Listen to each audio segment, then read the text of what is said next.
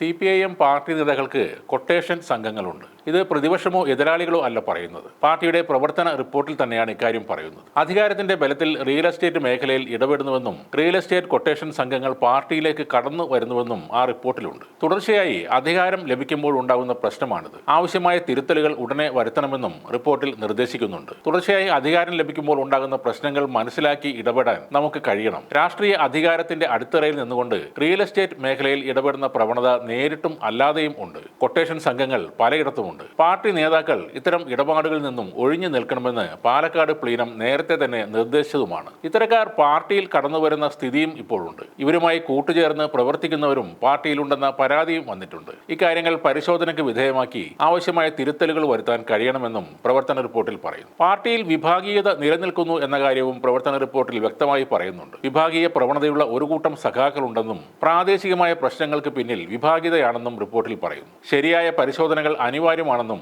സംസ്ഥാന സെൻട്രലിൽ നിന്നുള്ള നേതാക്കൾ കീഴ്ഘടകങ്ങളിൽ എത്തുമെന്നും റിപ്പോർട്ട് പറയുന്നുണ്ട്. 24ാമത് പാർട്ടി കോൺഗ്രസിന് മുന്നോടിയായി നടക്കുന്ന സംസ്ഥാന സമ്മേളനത്തിൽ സംസ്ഥാന സെക്രട്ടറി MV ഗോവിന്ദൻ അവതരിപ്പിച്ച പ്രവർത്തന റിപ്പോർട്ടിലാണ് ഈ സ്വയം വിമർശനങ്ങൾ ഉള്ളത്. ഈ സമ്മേളനത്തിലും ചില പ്രശ്നങ്ങൾ പ്രാദേശികമായി ഉയർന്നു വന്നിട്ടുണ്ട്. എല്ലാ ജില്ലകളിലെയും പരാതികൾ സംസ്ഥാന സെൻട്രലിൽ നിന്ന് ഒരു കൂട്ടം സഖാക്കൾ ജില്ലാ സെക്രട്ടേറിയറ്റിൽ പങ്കെടുത്ത് പരിശോധന നടത്തും. വേണ്ടി വന്നാൽ കീഴ്ഘടകങ്ങളിലും സംസ്ഥാന സെൻട്രലിൽ നിന്നുള്ള സഖാക്കൾ പങ്കെടുത്തുകൊണ്ട് കൃത്യമായ തീരുമാനങ്ങൾ എടുക്കും. തെറ്റായി ഒഴിവാക്കപ്പെട്ടവരുടെ കാര്യത്തിലും ശരിയായ പരിശോധന നടത്തി ആവശ്യമായ നിലപാട് സ്വീകരിക്കുമെന്നും പ്രവർത്തന റിപ്പോർട്ടിൽ പറയുന്നു. അതേസമയം പ്രവർത്തന റിപ്പോർട്ടിൽ സംസ്ഥാന കമ്മിറ്റി അംഗങ്ങളെ പേര് പറഞ്ഞും വിമർശിക്കുന്നുണ്ട്. LDF മുൻ കൺവീനർ EP ജയരാജനും മന്ത്രി സജി ചെറിയാനും ഇത്തരത്തിൽ രൂക്ഷമായ വിമർശനമുണ്ട്. പ്രസംഗത്തിലും മാധ്യമങ്ങളോടുള്ള പ്രതികരണത്തിലും മന്ത്രി സജി ചെറിയാന് ശ്രദ്ധയില്ല.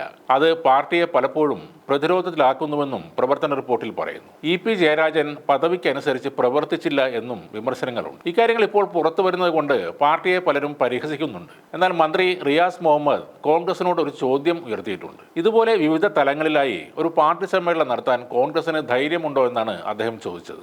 നിലവിലെ സാഹചര്യത്തിൽ കോൺഗ്രസിന് അതിന് കഴിയില്ല എന്നതാണ് സത്യം. ചെറിയ മീറ്റിങ്ങുകളിൽ പോലും ആദ്യം സംസാരിക്കാനും മൈക്കിന് വേണ്ടിയും കടിപിടി കൂടുന്ന നേതാക്കൾ ഉള്ളപ്പോൾ എങ്ങനെയാണ് പരസ്യമായി ഒരു സംസ്ഥാന സമ്മേളനം നടത്തുന്നത്? ഇനി അഥവാ അങ്ങനെയൊന്നും നടത്തിയാൽ വിഭാഗീയത എന്താണെന്നും ഗ്രൂപ്പുകളി എന്താണെന്നും അതോടെ ജനങ്ങൾക്ക് കൂടുതൽ വ്യക്തമാകുകയും ചെയ്യും.